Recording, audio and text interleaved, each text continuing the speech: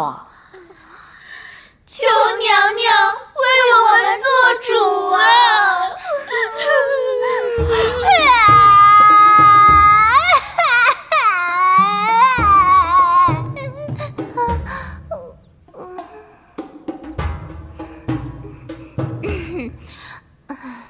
一大早上的跑到我这儿来鬼哭狼嚎的，看来是有冤情啊！说吧，怎么回事？娘娘，此次来不为别的，我们实在是为您打抱不平啊！为我？是啊，娘娘，平日里你待将士不薄，可你知道吗？刚才我和良缘良弟在御花园里散步，竟然听到将士的婢女在讲你坏话哦。是吗？他讲什么啊？说您待人刻薄，虚情假意，品味低俗，还有，说你心狠手辣，心机叵测，还说你恃宠而骄。哎，娘娘，您可千万别说是我们说的呀！皇上已经把姜氏接进了宫，住在了幽兰殿，成了假娘娘。皇上这几日除了在幽兰殿，可哪儿也没去。我们实在是为娘娘感到不公平啊！我算是听明白了，这一大早上说是跑来为我打抱不平啊，那是虚的。想让我为你们出头倒是真的吧？虽说皇上以前也几乎不来我这儿，可是他也不去别的地方啊。现在天天让那个假娘娘受独宠，我们实在是不甘心啊！不许哭！说吧说吧说吧，让我怎么为你们出头啊？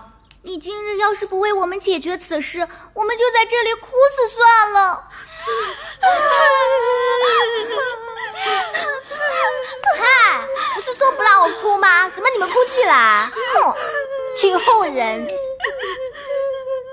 哎，你不要再哭了，你的妆都花了啦！哪里？这里哦，这里真花了，还有这边都花了。看啊，该死的宫女，明明让她给我买的是防水的胭脂和眉石，这哪里防水了？花了这边，还有这边。哎呀，这宫女……算了，多大点事儿，花了也漂亮啊！这边你刚才讲了有防水的胭脂和眉石，可当真？我也一直想拥有一款防水的眉石和胭脂呢。你在哪儿买的？可曾用过？当然用过，特别好用。就在城里有家铺子，叫做丽人坊，我专门让我的宫女出宫帮我买的。哎，我跟你们说呀，我早就想拥有一款防水的胭脂了，这样不管下雨下雪还是流眼泪，就不怕妆花了。对呀，不如改天到我宫里试一试。好啊！择日不如撞日，不如就现在吧。好啊，走。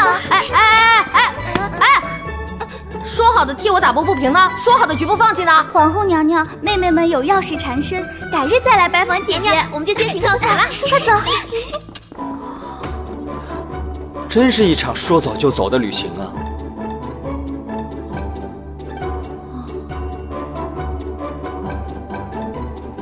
娘娘，您最爱吃的榴莲。哎呀，我实在是受不了了啊！自从我坐上皇后这个位置，就真的成了妇联主席了，整日帮着这些女人们解决一些邻里纠纷、情感矛盾啊，还有一些姐妹反目的这些破事儿。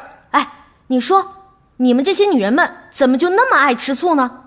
就不能团结一致，相亲相爱吗？娘娘，您怎么把自己抛出在外了呀？哎呀，不过你们女人在某些时候确实挺团结友爱的。今天啊，黄良缘他们几个人来找我告姜氏的状，就因为说起了什么胭脂水粉，他们几个人瞬间就把找我的原因忘得一干二净，进入到了另外一种境界中。娘娘，这没什么奇怪的呀。绿篱觉得呀，女人最可贵、最可爱的一面就在于此呢。哼，简直不可理喻。不过啊，女人之间的友谊啊，确实只能建立在逛街、买衣服、上厕所上面。我既然想让后宫的女人们团结一致，又不能整天让她们上厕所，也许我能让她们处在一